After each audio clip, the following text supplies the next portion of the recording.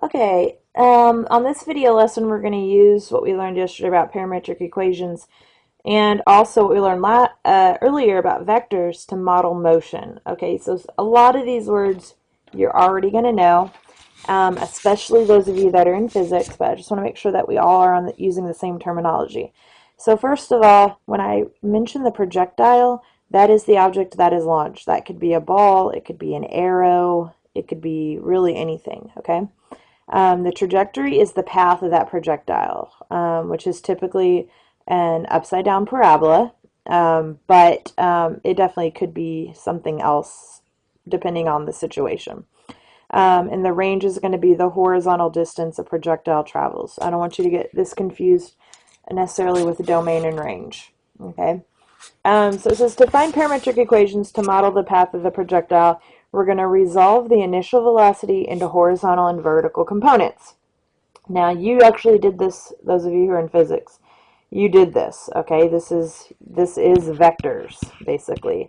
But for those of you in physics, a lot of times you just memorize what you need to do and are not connecting it to the math that you already know. So remember with vectors, our horizontal component is the magnitude of the vector times cosine of theta, and the vertical component is the magnitude of the vector times sine of theta. Now the horizontal speed, which is unaffected by gravity, we need to make sure we understand this. This is the magnitude of the horizontal component, like wind, okay? But most of the time in these types of problems, it is actually not going to be wind. It's going to be the speed from which, the initial speed from which the object is launched or thrown or hit or shot or whatever. Okay, and the horizontal distance is going to be its speed times time. And so if you look at this x value right here, this is your horizontal distance. This is the magnitude of the vector, okay, times cosine of theta times your time. So it's the speed times the time. The vertical distance is very similar, except that we have two different things going on. We have the sum of the distance due to initial velocity, okay, this initial velocity which is affecting the horizontal speed, but also the vertical speed. And we've also got gravity to deal with, okay? So notice that this is, the magnitude of the vector, sine theta times t, very similar to the horizontal distance, except that it's sine. But then we're also going to add in to what we got with gravity. Now this is plus 1/2 gravity times time squared. Where gravity here could be in negative 9.8 meters per second or negative 32 feet per second squared. And both of those should be actually per second squareds. I always realize that when I'm looking at this and never fix it, so I apologize. Those should be squareds right there. All right, now these are not the numbers you're used to dealing with. You're actually used to negative 4.9 or negative 16. I think in physics mostly you use this number right here because you're mostly in meters. And so it's the half of that. And this is where we actually get a negative 4.9 is because it's half of gravity, which is a negative acceleration. All right, so then it says if a projectile is launched at an angle of theta with the horizontal, this is like your reference angle, and that's why we use that in our vectors. It says with an initial velocity of v, then the path is described by, and so here we have two equations. So what does this look like? Hopefully you're thinking, hey, this is parametric equations. You've got your horizontal, and you've got your vertical. Okay, now one quick thing that I want to add is that you actually could have a third thing that you're adding here, and I want to just put it in. It's not technically part of the equation, but definitely you need to consider your initial height. Now we don't really have to think about this too much with the horizontal because we usually just think of horizontal, 0 is where you start. All right, but initial height, this is important because if it's dropped off of a building or thrown off of a building or you shoot an arrow at waist height or something like that, well then that's going to change your initial height. And so you're going to have to compute that in. okay? If they don't give you an initial height, you would assume this is 0, and you would never assume it's more complicated than what they tell you. Obviously, t here is time in seconds, and g is the acceleration due to gravity. Now, this whole concept about acceleration's relationship with velocity is something that you should be getting better at understanding. You started talking about this even back in Algebra 1. You did simple scenarios of this. In physics that you talk about it, even if you're not taking physics AP, in your science class when you've done the physics of problems, you've talked about this idea of acceleration. And then in this class, next year when you take calculus, you should be able to thoroughly understand the relationship between gravity and acceleration and velocity and all of that. This should just be something that you're just getting better at and understanding more and more. You're not going to understand it all right now, inside and out. If you do, that's great. You're one step ahead. Okay, so let's just get an example done because this is how most people learn. So we've got a football player. He kicks a ball with an initial velocity of 82 feet per second at an angle of 65 degrees with the horizontal. After 1.5 seconds, how far has the ball traveled horizontally and vertically? All right, and then what is the total horizontal distance the ball will travel? Now, with just knowledge of Algebra 2 and basic physics, before you did vectors in physics, you really could only work problems where it deals with the vertical distance with time. Now we can work in the horizontal distance, we can work in the angle, we can be much more specific about our problems. So I don't want you to think that we're just doing the same thing we've done before. There are so many more problems we can answer now with this knowledge. Okay, so let's pick out the information that they give us. They give us this initial velocity to be 82. Okay, so that's like our v. It's really like our magnitude of v, but I'm just going to go ahead and label it as v. And then our theta here is going to be 65 degrees. Okay, so let's set up, just to start out, our parametric system almost of x of t and y of t. Now remember, x of t is the horizontal component, and this is going to be our initial speed times t times cosine of the angle. Now I don't know why, but a lot of people leave out that t, and it's right there in the equation, so don't forget that. Okay, our vertical component is going to be very similar, except that it's going to be sine of 65 degrees, but also what we're going to do is we're going to add in 1/2 of our gravity times time squared. Now you got to decide, am I using negative 9.8 or negative 32? Now in this case, since the units have already been established as dealing with feet, I'm going to put in negative 32 here. Okay, so what you can do right now is think, okay, this is plus 1/2 times negative 32. All right, what we're going to do instead is write this. I'm not actually going to cross this out, but I'm going to write this as minus 16t squared. Okay, and I think if you can go straight into that, that's perfectly all right. Okay, so that's, that's like our two parametric equations. All right, now they're giving us a time here at 1.5 seconds. How far has the ball traveled horizontally and vertically? Well, all they're really asking us to do here is to find x of 1.5. All right, they're saying when t is 1.5. Okay, so this is just what is 82 times 1.5 times cosine of 65 degrees. And this, you're going to have to approximate this. This is going to be, something you round to 3 decimal places.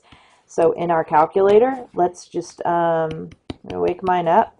Let's make sure my calculator is in degrees mode, because that's 65 degrees. And let's type it in. 82 times 1.5 times cosine of 65. And there we go, 51.982.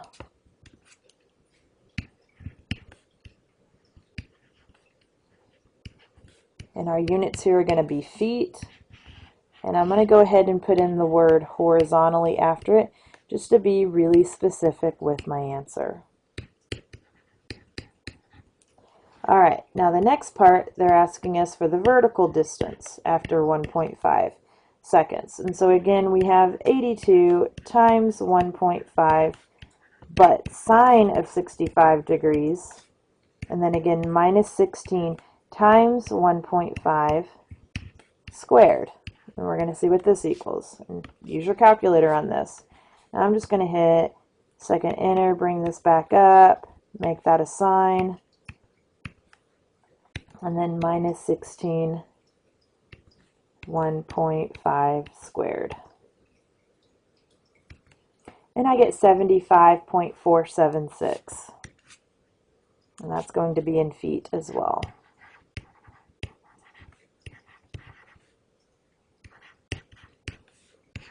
And I'm going to put vertically after that, just to be really specific with my answer. Okay. Now the next question they're asking us is, what is the total horizontal distance the ball will travel? Okay, so when they're saying total horizontal distance, let's think about what this means. Okay, a football player is going to kick a ball, is going to go up in the air, and it's going to come back down. All right, and so if we think about this in terms of how we used to do this problem, let me graph this up here. We used to make it where time was the independent variable and all we did was the vertical component. Okay, we didn't have a horizontal component. So this is another question we would not have been able to solve before today. All right, but what we got to do is we got to think about what we know. All right, and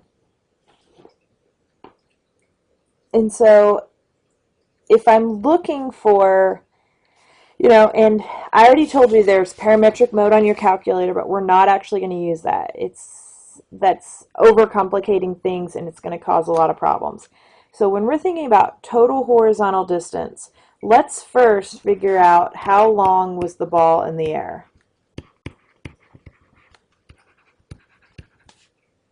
And so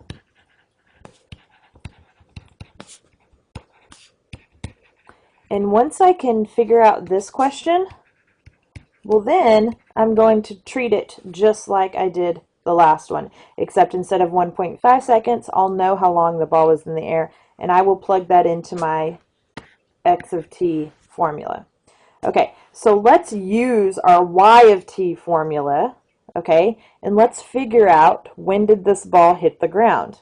Okay, and this we're going to do the same way we did back in Algebra 1. So what we're going to do, I know that we're trying to answer a horizontal question here, but our horizontal x of t does not tell me how long the ball was in the air. I need to look at the vertical one and figure out, well, when does the height come back down to 0? So let's type in 82t, and I'm not in parametric mode right now. I'm doing all this in function mode, just using what I know. Okay, and so let's go ahead and set our window manually. I'm thinking that this ball is probably not in the air more than 10 seconds. We can go back and change that though, definitely. And then I don't care too much about negative numbers on any of this, but maybe go back and change that to -5, just so I can see the axis.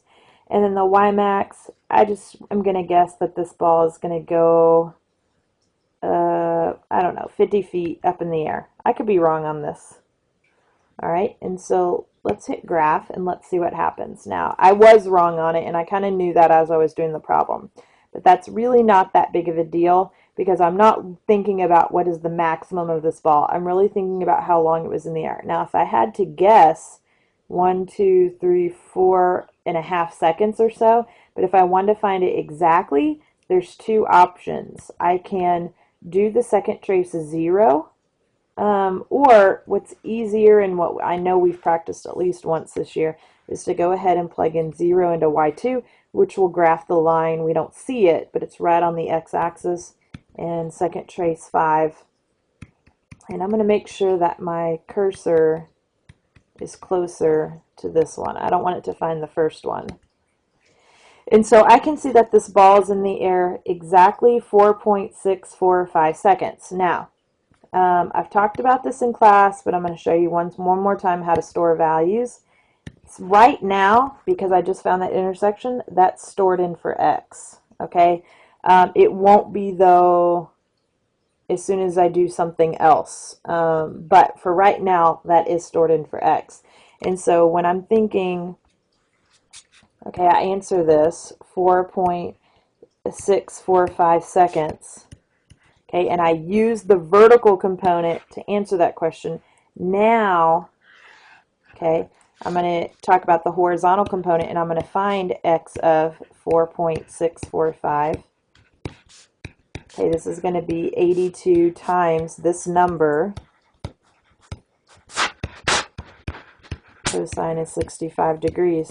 When you do this in your calculator, if all you do is type in 82 and then round that number right there, you are losing accuracy. So what we want to do is either hit second answer, or we want to hit X because it's stored for X, or if you want to store it in for another letter, be my guess.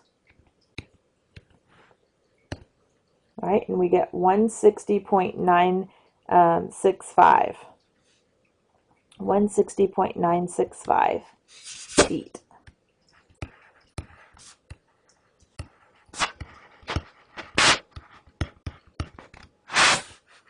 And that's the most accurate answer. Okay, now let's look at the next problem. Here we have an archer shooting an arrow with an initial velocity of 60 meters per second. Notice that we're in meters now.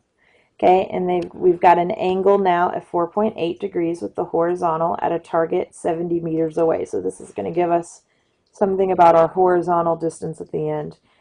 If the bow is held 1.4 meters off the ground, so this is going to be an initial height, how far off the ground will the arrow be when it hits the target? Well, okay, let's just go ahead and write our two equations. X of t is going to be 60t cosine of 4.8 degrees. I'm just using the formulas from the front. And my vertical component is going to be 60t sine 4.8 degrees. All right, minus half of 9.8, which is going to be 4.9 t squared. If this was in feet, I would do minus 16t squared. And then I need to go ahead and add in my 1.4, all right, which is my initial height. Okay, so then they're saying, how far off the ground will the arrow be when it hits the target? All right, let's think about this. Let's think what makes sense. So when the arrow hits its target, okay, let's think. When the arrow hits its target, that's talking about a time when the horizontal distance is 70 meters away. So I need to figure out what that time is first. Okay, so what I'm going to do is say, okay, well, when the arrow hits its target, the horizontal component will be equal to 70.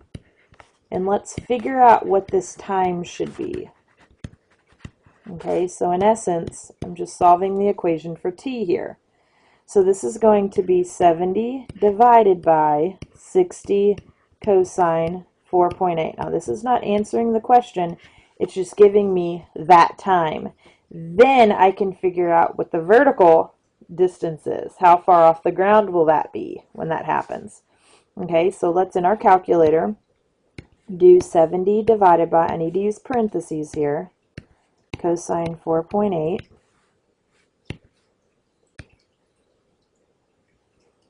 All right, and I have 1.171.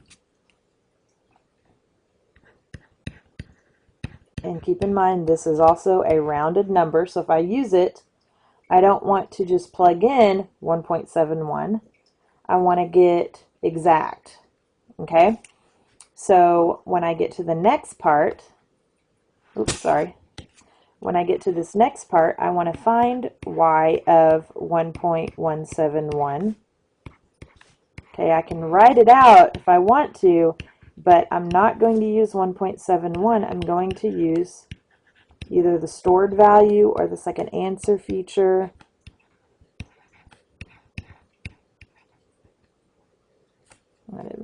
parentheses there. Sorry, here we go. 1.171.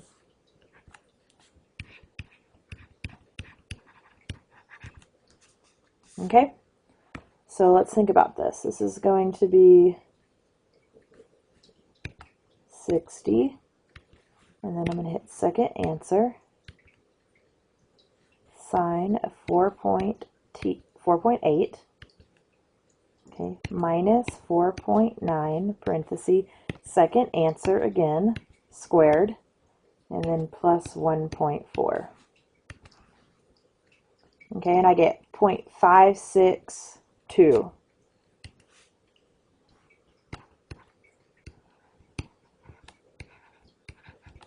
They're going to be meters. So my accurate, I don't have rounding error, I have an accurate answer. Okay, so when the arrow hits its target, or when the arrow has gone 70 meters horizontally, which happens to be 1.171 seconds, then the arrow is also 0.562 meters off the ground, which should make sense that it's not going to be that much off of 1.4. Okay, now the next part, what is the maximum height the arrow reaches? This is something we actually could have done a long time ago. Now I have a more complicated vertical, I have something that also depends on the angle, all right, but this maximum height, we can do this in our calculator. Okay, so let's plug in our vertical component, 60x sine of 4.8 minus 4.9 x squared plus 1.4. And again, I'm going to go to my window and I'm going to think what makes sense. Now, I already know that this arrow is, it takes less than 2 seconds to even get to the target. So I'm going to change that to 2. And my Y max doesn't need to be 50. It only needs to be maybe like 5 at most. You know, maybe a little bit more. We'll say 10. We'll say it does go higher than a person. We'll be on the safe side. And hit graph. So here you can see our arrow. It does have a little bit of an arch to it. Now, I'm not graphing the actual path of the arrow. This is not my parametric. This is just the vertical component. So this is not representative of the horizontal component at all. It's the vertical component in time. So I just wanted to point that out, although it didn't really matter in this problem whether you understood that or not. So I want to find that maximum height. So I'm going to use the maximum feature. Now, something interesting is next year in calculus, you will be able to find these maximum and mins based off of a simple algebraic move, but we're not ready to do that yet. But our calculator finds it for us. Make sure you do go all the way to the left and all the way to the right. Don't get lazy here and try to shortcut your way through this, because you might be cutting off the true max. Okay, so I have two numbers here, so I got to think about what they mean. X here is not actually X, meaning horizontal. It's the T, it's the time. And the Y value here is 2.686, and that's the number that I really want, because they're asking for the maximum time. So there wasn't a lot to do for the second part. We did most of it on our calculator.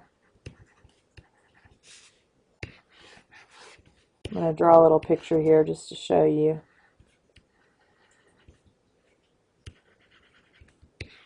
That's that right there. Okay, last problem. So on the 7th hole of the U.S. Open, Tiger Woods, at the time we wrote this question, there was no scandal involving Tiger Woods, so this is, he was actually an upstanding role model at the time, estimates the distance to the pin to be 220 yards. His swing provides an initial velocity of 160 feet per second, so V is going to be 160, and I am going to go ahead and change this 220 yards to be 660 feet before that trips me up. It says we've got an angle of 28 degrees, and says determine whether or not Tiger makes a hole-in-one. Assume he is directing the ball straight at the pin, because if he was off, if you're thinking of his line of sight to the ball, if he's off right or left, then obviously that would be a mistake. But we're just thinking simplest case here. So let's go ahead and write our two equations. X of t is going to be 160t. Should be getting really good at this. Cosine of, in this case, 28 degrees. And y of t is going to be equal to 160t sine of 28 degrees. Now this is in feet, so we're going to do minus 16t squared. And it doesn't say anything about an initial height, which makes sense because a golf ball would be on the ground. And the height that the tee offers is minimal. Okay, so what we're thinking about here is what is the time that it takes the ball to get there, and then will he have enough initial velocity to make it horizontally? Okay, so first what I'm wanting to find out is what is the time to the pin? So,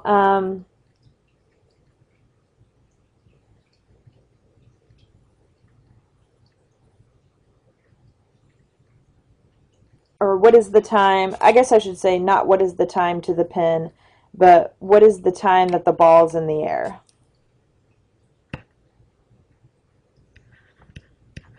Okay, so let's go ahead, because I'm going to tell you the answer to this. There are other ways you could figure this out, but due to the nature of the answer, which I already know, this is the most direct way to answer this problem. Because if he overshoots on his first strike, then it's not a hole-in-one. So let's think about this. Okay, we are going to use the vertical component. We are going to plug in that equation, 160x sine of 28, then minus 16x squared. And again, go to your window. Think about how long this ball could be in the air. It's going to be longer than the arrow, but I'm thinking not longer than 10 seconds. Probably much less than that. The highest the ball is going to go is probably much higher than 10. Let's go ahead and put 100 in. Okay, so this is not showing all three variables. This is just showing the height of the ball and time. And if I want to find how long that ball is in the air, this is like what we did on problem number 1. We need to put in a 0 here. And I can estimate what it is. It's, it looks like it's between 4 and 5 seconds. But if I want to find it exactly, there we go. And so that's the time that the ball is in the air. All right, now if he has more than 660 feet of horizontal distance in this amount of time, then he is overshot. If he has less, then we would have to do more calculations to figure out if he had enough velocity to then get him to the pin, which is actually more than we want. So we're hoping this is an easy no here, because the yes would be very hard to assume. Okay? So this right now, we have this stored in for x. All right, let's go ahead and write down what that number was, or the approximation of this number. All right, now, again, what we're doing here, we use that to find the time that the ball was in the air. But what I'm really concerned about is this horizontal distance. Does he make 660? Is it too far? If it's way too less, all of those things. Okay, so let's think about then what is x of 4.695. So it's going to be 160 times 4.695 times cosine of 28 degrees. And when you do this, don't use 4.695, use the actual number. So remember, just to kind of prove it to you again, here we go. That number is stored in for x, temporarily anyway. So I'm going to use that number, cosine of 28. And this is over 660. If you had rounded here, it could mean the difference between not knowing the answer. So when the ball hits the ground, which is 4.695 seconds, all right, that is more horizontally than where the pin was. So he overshot it. So he did not get a hole-in-one. Okay, so let's mark this down on our